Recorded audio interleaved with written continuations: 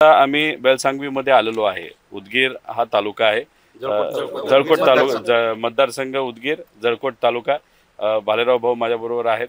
आता आम्ही सर्वजण इथं काय बघायला आलो तर हा जो काही लातूर टाईपचा बंधारा जो म्हणजे केटीव्हीआर जुना होता त्याला मॉडिफाय करून लातूर टाईप आता बनवलेला आहे। म्हणजे 22 कोटी रुपये खर्च केलेला आहे। त्याच्यात जो केटीव्हीआर बनवला होता तो 35 वर्षापूर्वी बनवला होता। त्याची जर आपण परिस्थिती बघितली ते अतिशय हलाखीची।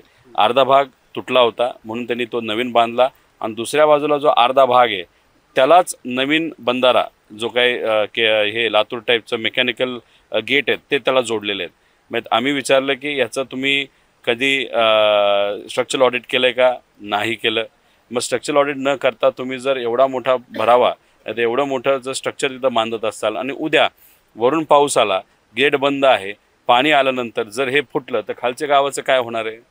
तर मग ह्या अनुषंगाने असे जे काही खर्च झालेले आहेत ते कुठेतरी खर्च तसा कमी व्हायला पाहिजे होता। तरी सुद्धा खर्च मोठ्या प्रमाणात झाला। तर भ्रष्टाचाराचा मुद्दा आहेच पण हे स्ट्रक्चर खरंच ताकदवान झालंय का असाही प्रश्न आहे। आणि नदी एका दिशेला वाहती आणि बंधारा बांधलाय दुसऱ्या दिशेला। त्याला झालं असं की शेतकऱ्याची शेती आज अडचणीत आलेली आहे। पूर्वी 30 वर्षापूर्वी कदाचित 3-4 लाख रुपये खर्च करून हा बंधारा बांधला असेल। आज इथं 22 कोटी खर्च झालाय।